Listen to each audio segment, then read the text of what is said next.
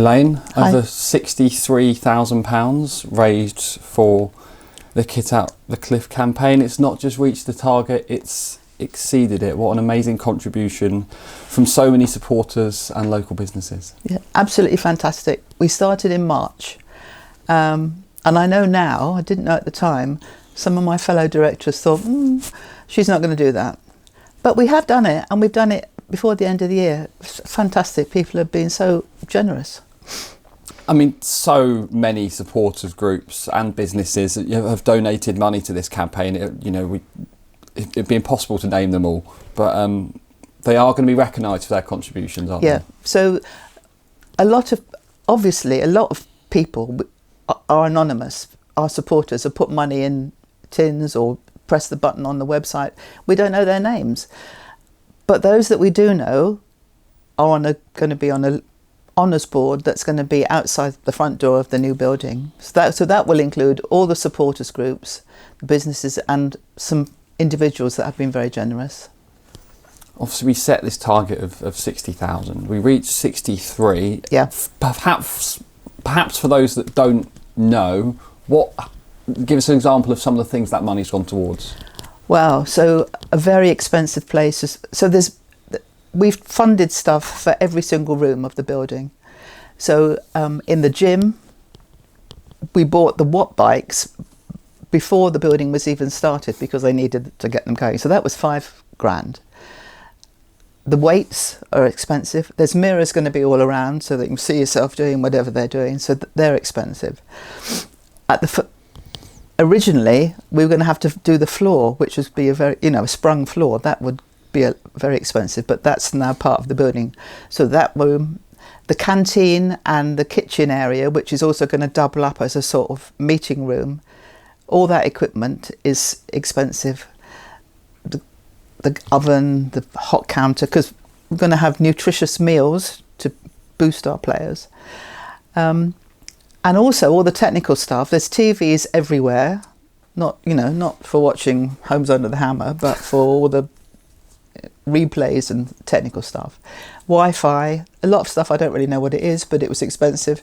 But also little things like we have to spend about £4,000 on carpentry and shelving and storage and stuff.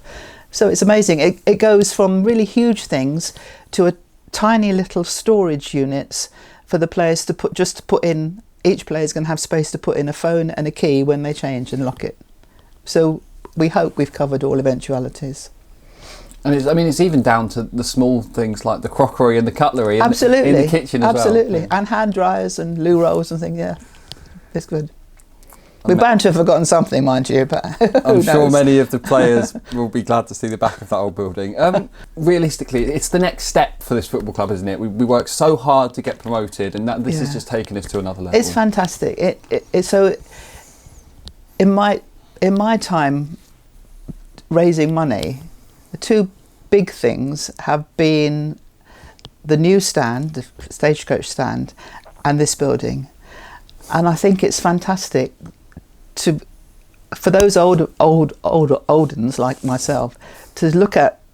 Remember the old grandstand in juxtaposition with the new one, and then soon you'll be able to see the horrible old building at the Cliff Hill behind, and the new one rising up like a phoenix in front.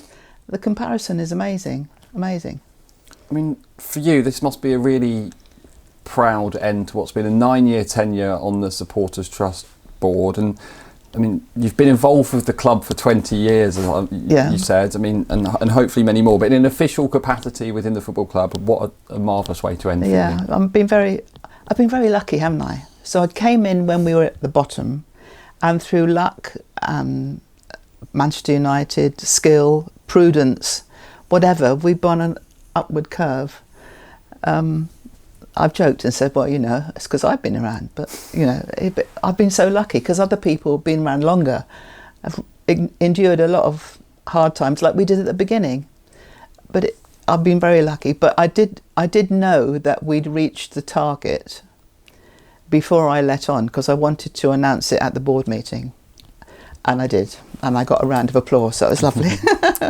I think you need to give yourself some more credit, Elaine, because it's not just this that you've raised money for. We've had the Light Up the Park project, we've had stars, and even the smaller things such as raising money for Ukraine. You've been at the very heart of it. Yeah. So I remember when I was co-opted onto the trust board to do Light Up the Park, to get new floodlights, and when that was done, as a trustee, I was still quite naive, and I said, well, what can we raise money for now?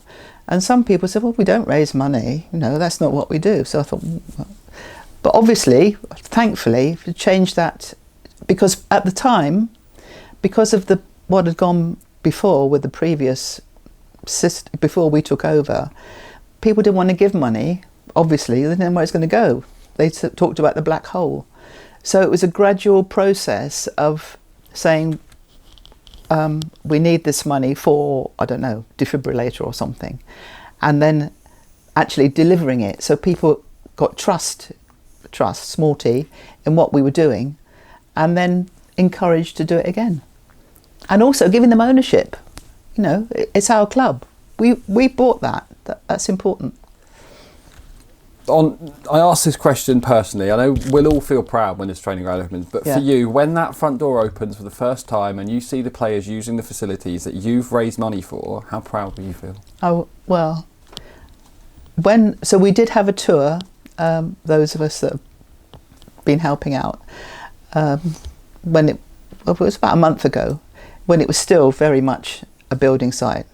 And I got quite teary then, because I thought, I'm standing in this building, and this is where, and I know where the plaque's going to go, and I know where something else is going to go. It will be fantastic. It's like when you move into a new house, isn't it? And you think, this is where the sofa's going to be, that's where the telly will be. Yeah, and I hope the players are. It's been good, actually, that Gary has come in without knowing all the background, because he's really gobsmacked at what we've all done. I think we tend to take it for granted a bit because we do it quite often. But yeah, it will be amazing. Also, when in the boardroom match days, when we're talking to our visiting directors, they can't believe what we're doing. How do you do that? How do you get the people? It's lovely.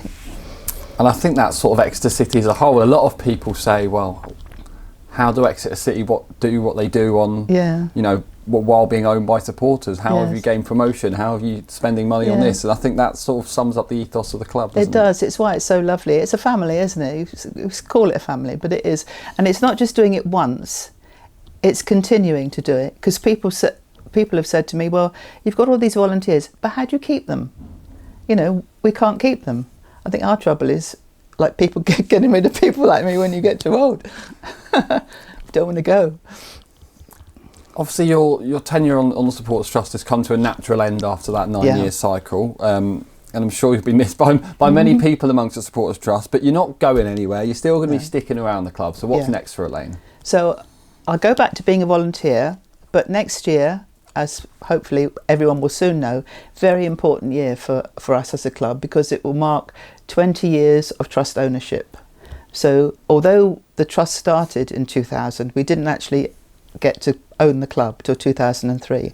So the next year there'll be a series of events throughout the year to celebrate that, starting off with a calendar, and going hopefully with a picnic in the park,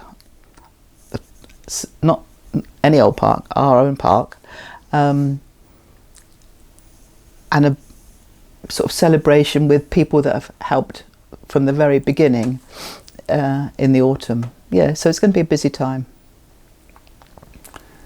It sounds like there's obviously lots of plans there. Elaine, thank you so much. I think we need to end this interview by saying again, thank you from everyone at the football club, past and present, like me, who've only been here a few years, and those who have been around for 50 years. It's clear how much this club means to you and how much effort and hard work you've put into raising money for all sorts of things that this club needs. And this football club would be a very different place without you. So thank you so much for everything you've done for this football club. Thank you, Craig. And can I say to everybody, I always say, proud to be a Grecian. I am, and I know everyone else is too. So thank you.